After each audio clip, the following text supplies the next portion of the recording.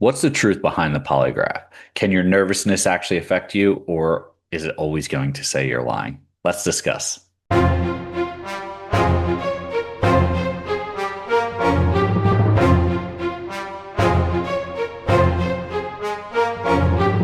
Before we get started, I have two gifts in the description for you. One is the Getting Started workshop. It's going to walk you through every phase of the hiring process. Plus, there's some hidden bonuses in there. Next is a coaching call with any member of the team or even myself, if you'd like, where we can go over your ability to succeed in the polygraph, your background, any aspect of the hiring process or prep that you need to do.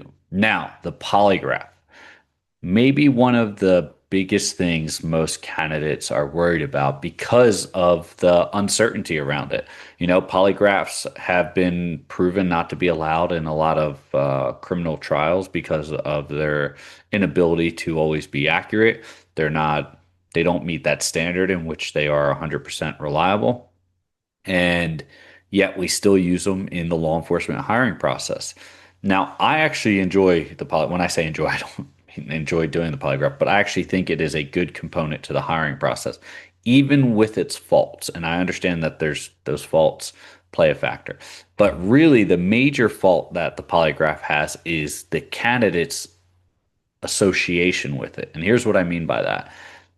Can the polygraph show indications of deceptionness based on nervousness? Absolutely, it can, right? Why? Because it's reading physiological changes, right? Physiological, shifts, whether that's different pitches and tones in your voice or micro indicators, right? If you're doing a poly or just a CVSA, which is a voice stress test, or if you are doing something along the lines of moving, right? Heart rate, pupil dilation, fidgeting, any of that can cause some type of indicator. Now, here's where a polygraph is, and when I say polygraph, understand I'm using this in conjunction with any lie detection test, so CVSA or a poly.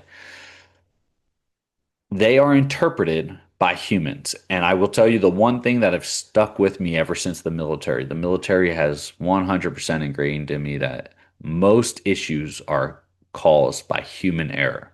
So yes, machines are valuable, but most of the times when a machine fails, such as the polygraph or CVSA, it's because of the human error that's being inputted or acting upon it.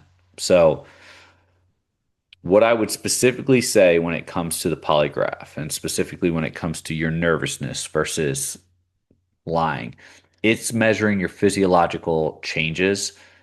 And then those changes, right, are being graphed or being portrayed on whatever screen or whatever system. And then your polygraph examiner is interpreting those, right? So you have your specific input, right? Maybe you're nervous, maybe you're not. Maybe you have a cold. It could be a multitude of things. Maybe you're lying, right? That could always be it too. Trust me, it's easy to tell when someone's lying, especially when you got them hooked to a machine.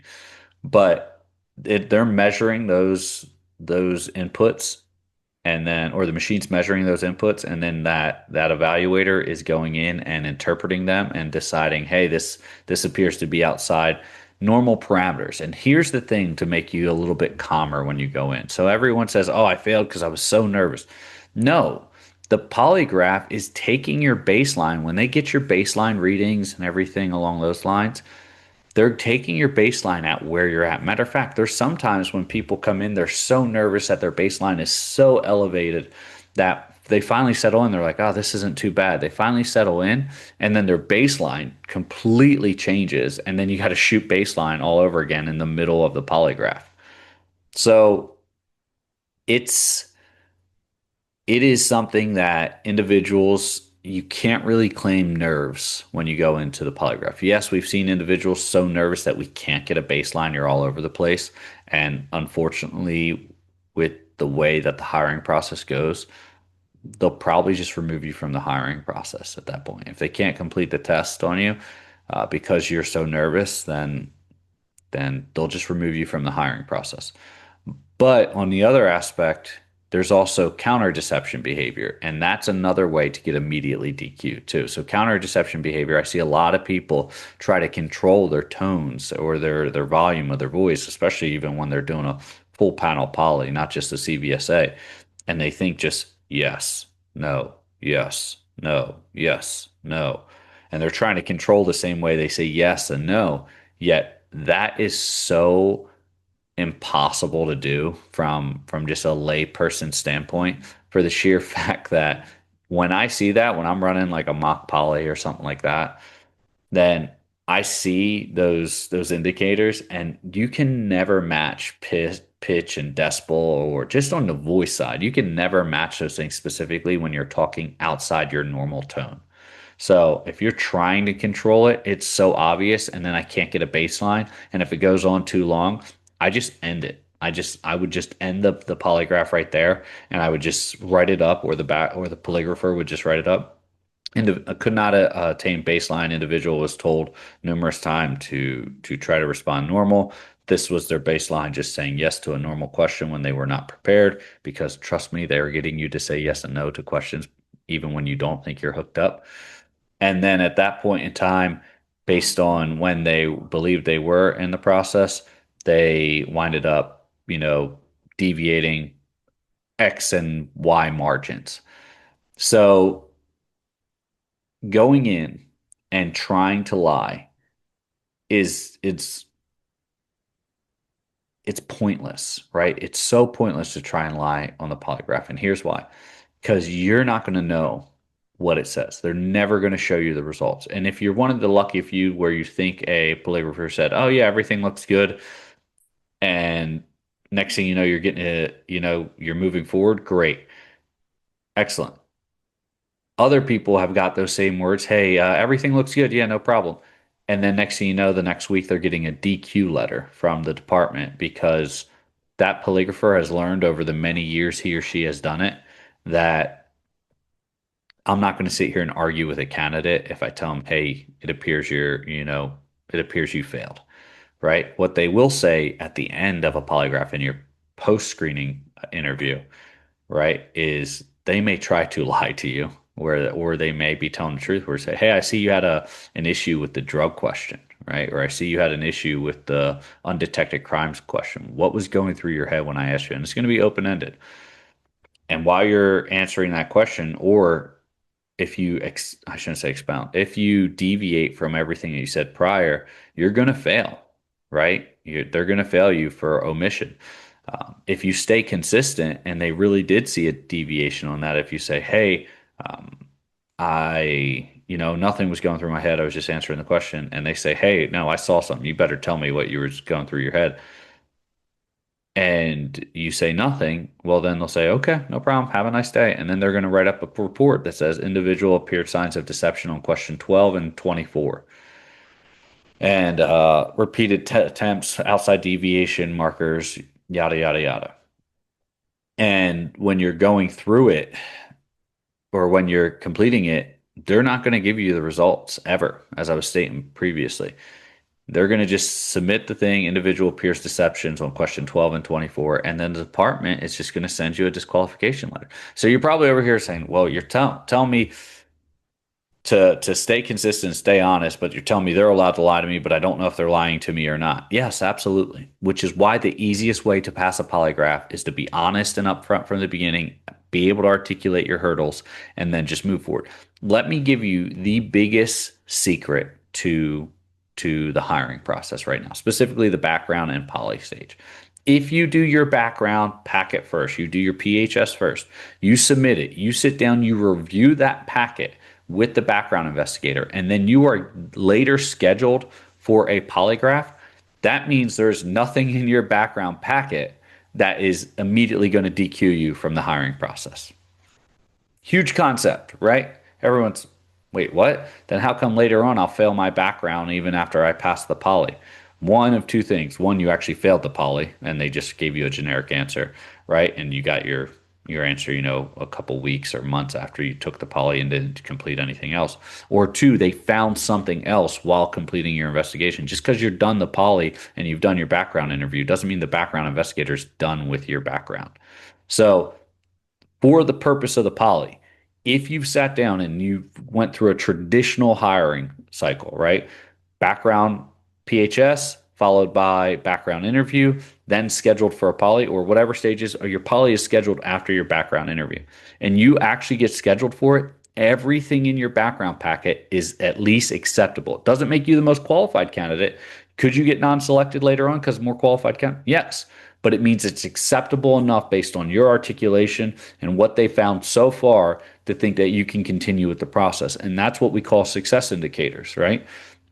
Most departments will not tell you whether or not you passed or failed something. Some of them will send you, hey, you're moving on to the next step. Congratulations for passing your oral board. Great. I really like those departments. I think we need to be a lot more transparent in where where organizations are with the hiring process. Make it perfectly clear.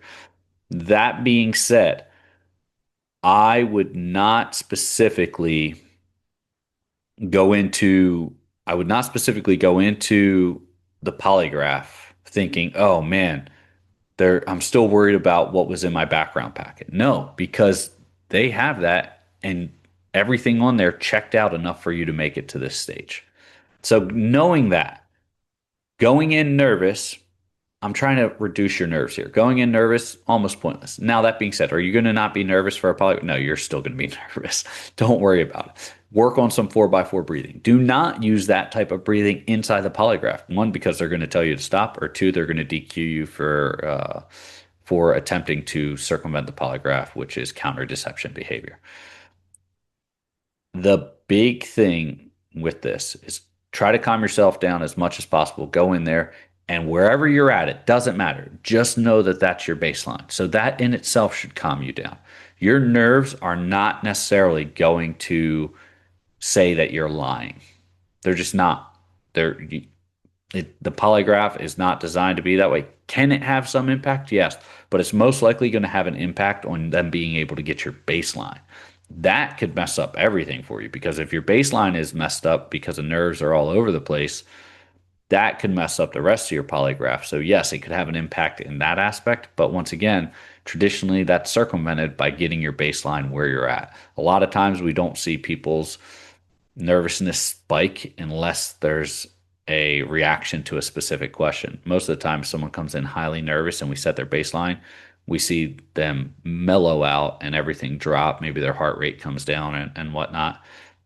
And we see all that drop to the point to where they're more calm, and then we got to reshoot their baseline because all of their numbers, every question, say, are you, is your name, and then John Smith, state your name, right? And you say yes, and then it shows that you're lying because your baseline is dropped and it's outside parameters. Don't go into this thinking, oh, I'm nervous, I'm going to fail. That's just, like I said, a fallacy. That's the way you are going to fail because you're giving yourself a cop out and you don't need to. If you've already went through the background interview and PHS, stay consistent. More importantly, stay honest. So let's reverse that. Be honest, stay consistent, and you'll be fine. If something comes up where you remember something, try to notify your background investigator before you take the polygraph. Don't wait all the way to the time you get to the polygraph to tell someone because they're going to DQ you, right? I mean, if it's something of significant value, I should say. If it's something trivial, they'll probably at least hear you out, but it's still going to look bad. So I don't want you to do that. Polygraph is easy. Go in, be honest, stay consistent. Don't worry and come up with excuses of saying, oh, my nerves are going to get in the way. No. Polygraphers are trained to deal with that. They understand it. They've been dealing with it for a long time, as long as they've been in profession for a long time. Don't fall for the tricks, right?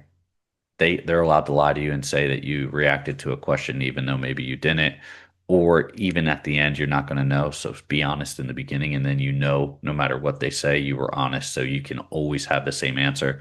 And that answer at the end is, hey, I've been truthful and honest on all my questions, and you'll be good to go.